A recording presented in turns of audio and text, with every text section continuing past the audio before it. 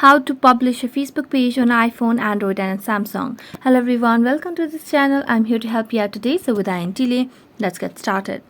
So first of all, launch the Facebook application on your device and make sure that you're logged into your account. Now tap on your profile at the top right corner of the screen and simply select on the pages option over here. So as you tap on it, simply select on the create option at the top left corner of the screen. Then tap on get started and tap on the page name. Now you need to use the name of your business, brand, or organization, or a name that explains your page. So I'm gonna select on taste pages. So let me select that and tap on next.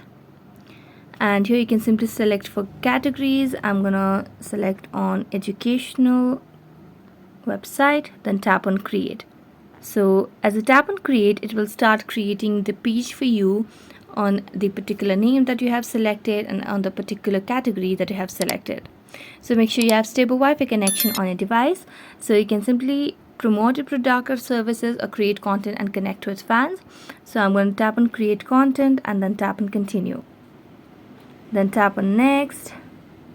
So here you just have to customize yourself and then tap on done. And there you go, you have published a Facebook page on your device. So thank you so much for watching this video. See you next time.